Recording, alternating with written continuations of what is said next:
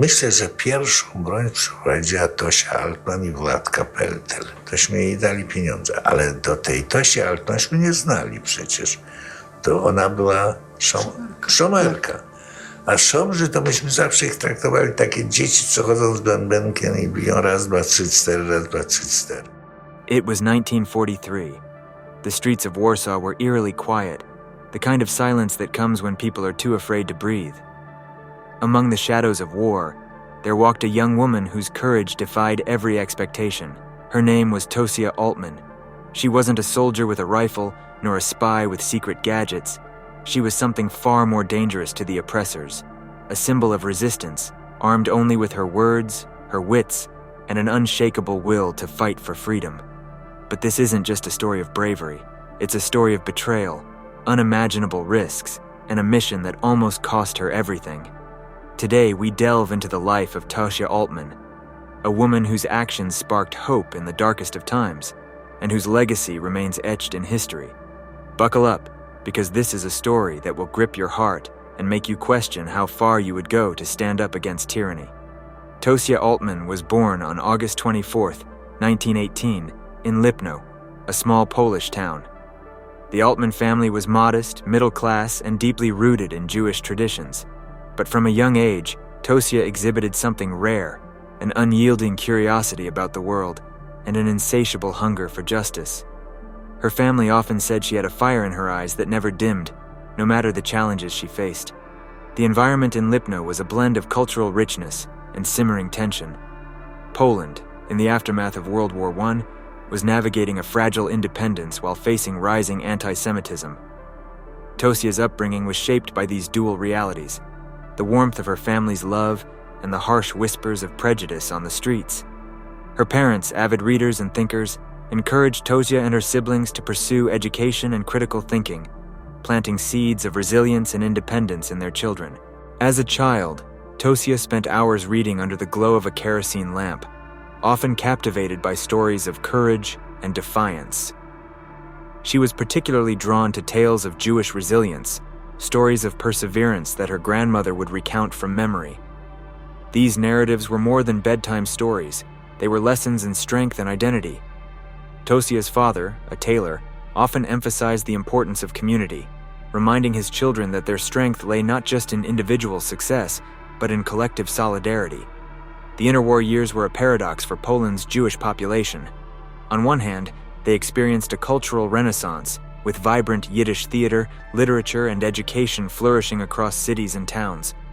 On the other hand, the undercurrent of anti-Semitism grew stronger, with discriminatory laws and economic boycotts slowly eroding Jewish livelihoods. Tosia, even as a teenager, could sense these growing tensions.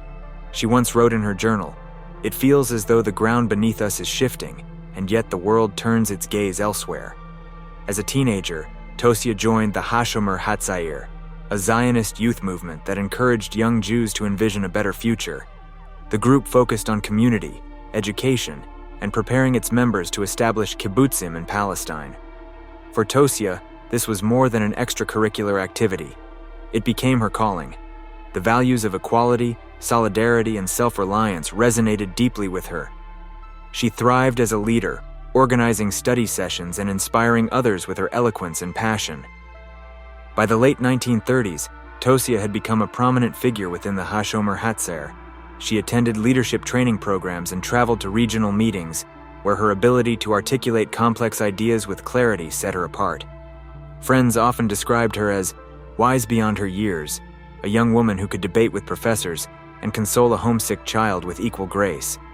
It was during this time that she began to realize the power of education as a tool for empowerment, but the winds of change were blowing across Europe.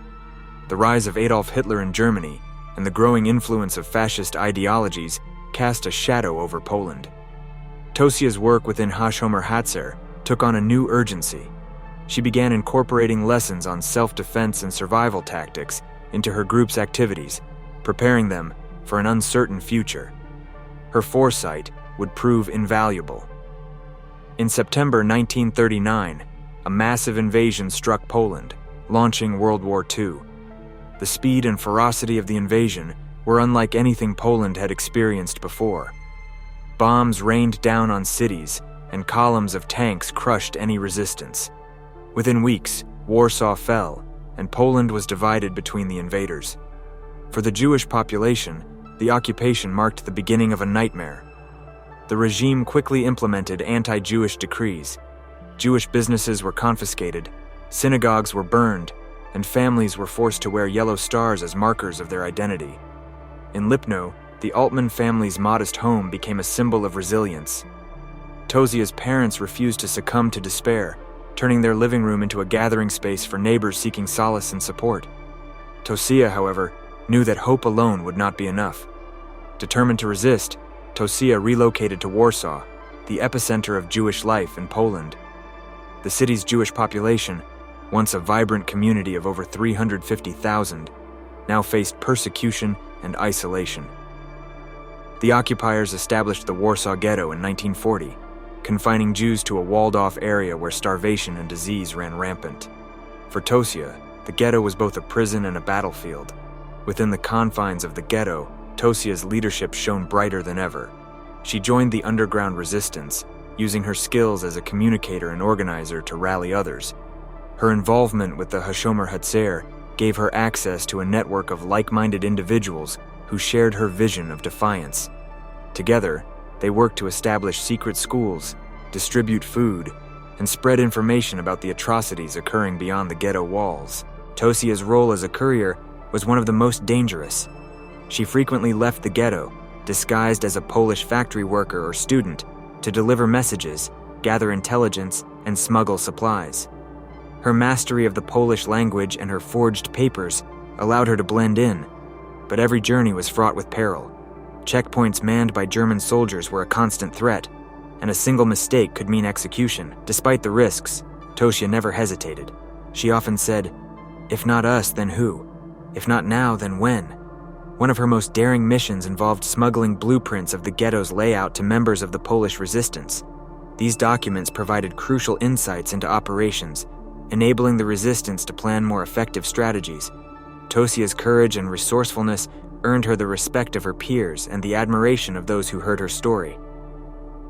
By 1941, Tosia had become a symbol of hope within the ghetto. Her tireless efforts to uplift others, even in the face of unimaginable suffering, were a testament to her character. She organized clandestine gatherings where she shared stories of Jewish resilience and survival, reminding her community that their spirit could not be broken. "They can take our homes, our possessions, even our lives," she once said, "but they cannot take our will to fight." As the war intensified, so did Tosia's resolve. She began collaborating with other resistance groups, including the Jewish Combat Organization, JOB, laying the groundwork for what would become one of the most significant acts of defiance during the Holocaust. For Tosia, the fight was not just about survival, it was about preserving the dignity and humanity of her people. The Warsaw Ghetto had become an explosive pressure cooker of defiance and despair. By 1942, the situation had reached its breaking point. News of mass deportations had filtered into the ghetto through clandestine channels, revealing the horrifying reality awaiting those forcibly removed. Tosia Altman, along with other leaders in the underground resistance, knew that the time for passive survival was over. They had to fight back. Tosia's role in the Jewish Combat Organization, JOB, solidified her as a linchpin of the resistance. She worked tirelessly to inspire unity among disparate factions within the ghetto, advocating for cooperation between various political groups that historically mistrusted one another. "This is not the time for division," she insisted at one critical meeting. "We face a shared enemy. If we stand together, we have a chance." The EOB began gathering weapons in secret. Ammunition was scarce, and firearms were nearly impossible to obtain. Yet through sheer determination and ingenuity, Tosia and her comrades smuggled pistols, grenades, and other materials into the ghetto. Each weapon represented hope, a chance to strike back, however small. Tosia herself, often disguised as a Polish civilian to transport these deadly supplies, her heart pounding at every checkpoint she passed. In January 1943, the first significant act of armed resistance occurred when members of the JOB ambushed enemy forces, attempting to deport more residents from the ghetto. Tosia, though not on the front lines of this skirmish, played an essential role in coordinating the fighters and ensuring their strategies were sound. The resistance fighters' success, though temporary, marked a turning point. For the first time, those imprisoned in the ghetto realized that resistance was possible. The ultimate confrontation came in April 1943, when forces launched a full-scale operation to liquidate the Warsaw Ghetto entirely. The job, numbering fewer than 1,000 fighters, stood against a vastly superior force equipped with tanks, artillery, and overwhelming manpower. It was a battle of David versus Goliath, but Tosia and her comrades were undeterred.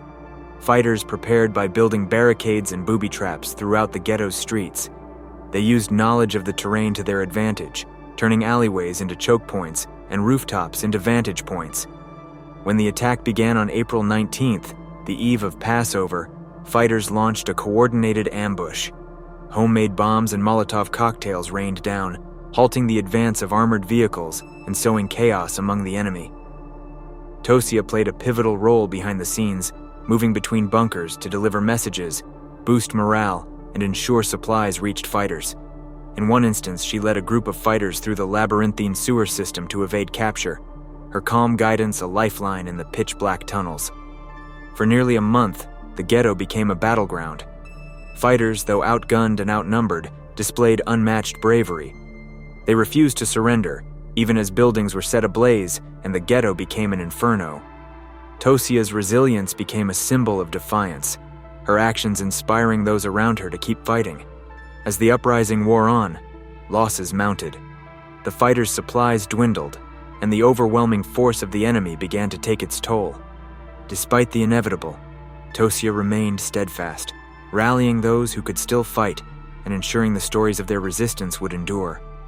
She once said, "Even if we fall, the world must know we fought with everything we had." By May 1943, the Warsaw Ghetto uprising had come to its brutal conclusion. The ghetto, once a hub of vibrant life, was now a wasteland of rubble and ash. Yet the spirit of resistance had not been extinguished.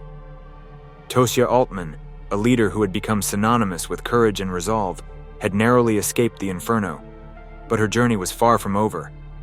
Emerging from the sewers that had served as lifelines for the fighters, Tosia entered the Aryan side of Warsaw. The world she stepped into was no less perilous. The city was riddled with informants, and each step she took was shadowed by the risk of betrayal. Tosia, however, carried with her something more powerful than fear, the unrelenting determination to ensure the story of the uprising was told. Tosia sought refuge in a series of safe houses, coordinated by the underground resistance. These sanctuaries were havens of humanity amid the pervasive brutality of war. Despite her injuries and exhaustion, Tosia refused to rest. She immediately began documenting the events of the uprising. Her accounts were vivid and detailed, capturing the bravery of her comrades and the overwhelming force they had faced. These documents became invaluable to the resistance, serving both as historical records and as rallying cries for continued defiance. Her reports were smuggled out of Warsaw, reaching not only the Polish resistance, but also sympathetic allies abroad. Each word she wrote carried the weight of those who had fought and fallen. She detailed the fighters' ingenuity, their ability to create barricades from rubble, and their relentless spirit despite being outnumbered and outgunned. Her work ensured that the sacrifices made in the ghetto would not be forgotten. Tosia's life in hiding was a constant battle against despair and danger. The Gestapo's presence in Warsaw was growing, and they were relentless in their hunt for members of the resistance. Despite the ever-present threat, Tosia continued her work. She collaborated with surviving members of the Jewish Combat Organization, strategizing ways to support the broader resistance movement. In late May 1943, Tosia's mission came to an abrupt and tragic end. Betrayed by an informant, she was discovered in one of the safe houses. The raid was swift and brutal. Tosia, weakened by weeks of relentless effort, was captured. Even in captivity, she remained defiant. Witnesses later recounted how she refused to provide any information that could endanger her comrades. Tosia's injuries from the raid and the conditions of her imprisonment proved fatal. On May 26, 1943, she succumbed to her wounds. Her death marked the loss of one of the resistance's most formidable leaders, but her legacy was already firmly established. Through her bravery and sacrifice, Tosia had become a symbol of defiance against oppression. Tosia Altman's story did not end with her death. In the decades that followed, her actions and those of her comrades in the Warsaw Ghetto uprising became cornerstones of remembrance and inspiration. Tosia's life was a testament to the power of courage in the face of overwhelming adversity, and her legacy has continued to resonate across generations. After the war, survivors of the uprising and members of the resistance worked tirelessly to ensure that the story of the Warsaw Ghetto was preserved. Tosia's name was often spoken with reverence, her contributions celebrated as pivotal to the resistance effort. Memorials were erected, and her story became a key part of Holocaust education, ensuring that the sacrifices made within the ghetto walls would not be forgotten. Tosia's writings, smuggled out during the war, played a crucial role in shaping the historical narrative of the uprising. Her detailed accounts offered an unflinching look at the horrors of life in the ghetto, the ingenuity of the fighters, and the moral courage it took to stand against tyranny. These documents became invaluable to historians, shedding light on the resilience of those who refused to be silenced. In Poland and around the world, Tosia's story has been honored in various ways.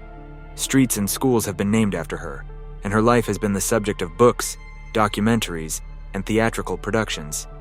These tributes serve not only to commemorate her bravery, but also to remind future generations of the importance of resistance against injustice. One of the most profound aspects of Tosia's legacy is the way her story continues to inspire acts of courage and activism.